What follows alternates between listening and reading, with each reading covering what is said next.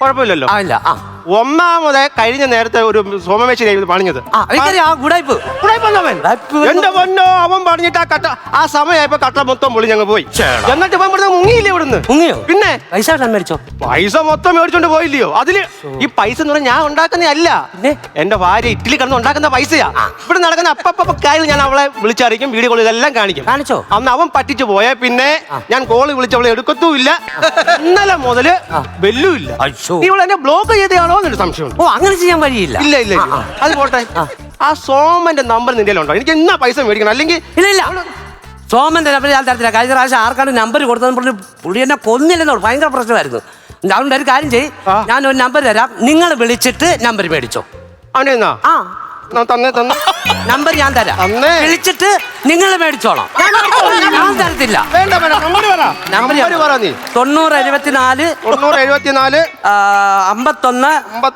51 39 2 double 2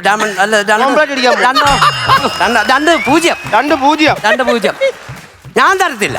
വേണ്ട എനിക്ക് വയ്യ. ഹലോ സോമനാണോ? സോമനാണ്. സോമ, നിന്റെ നമ്പർ ഇങ്ങോട്ട് തരുമോ? എനിക്ക് തരാന്ന് പറഞ്ഞോ? എഴുതിയെടുക്കാൻ പറഞ്ഞു. ഒന്ന് പറഞ്ഞ സോമ. 90 90 74 74 51 39 39 00. Okay, thank you. ഞാൻ കണ്ട, ഇപ്പൊ നിനക്കും കുഴപ്പമില്ല, എനിക്കും കുഴപ്പമില്ല. ഞാൻ തരത്തില്ല. വേണ്ട. നിന്റെ ഫോണിൽ നിന്ന് വിളി. നിന്റെ ഫോൺ എന്റെ ഫോണിൽ നിന്ന് വിളിക്കാനോ? എന്റെ നമ്പർ കണ്ട അവ എടുക്കത്തില്ലടാ. എന്നാ എന്റെ ഫോണിൽ നിന്ന് വിളിക്കാം. 90 74 51 39 00. ഹലോ. കൊടുക്കാം. ഹലോ, സോമനാണോ?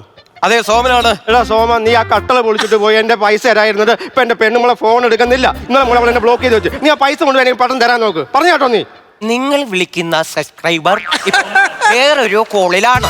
ഹലോ അച്ചായ, നിങ്ങൾ വിളിക്കുന്ന ആളിപ്പോൾ മറ്റൊരു കോളിലാണെന്ന്. ഹലോ, ലേക്ക് വിളിച്ചതിന് നിങ്ങൾക്ക് നന്ദി. Thank you. നമ്പരേ ആ ബീസനല്ല പെണ്ണാണ് എടുത്തേ. സോമനെ വിളിക്കല്ലേന്ന് പറഞ്ഞു. മാറിപ്പോയി.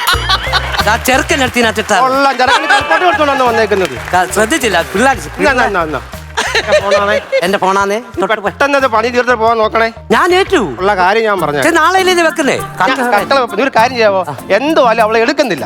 അവൾ എപ്പോഴെങ്കിലും വാട്സാപ്പ് തുറന്നു നോക്കുമ്പോൾ പണിക്കാനുണ്ടോന്ന് അറിയട്ടെ. ഇന്ന് ഒരു ഫോട്ടോ വലിയ ഫോട്ടോ എടുത്ത് ഒരു ഫോട്ടോ എടുത്തിട്ട് അവക്ക് എപ്പോഴെങ്കിലും എടുക്കട്ടെ. ചിരിക്ക് പണിയാൻ കാണിക്കും. ഒരു സെക്കൻഡ്.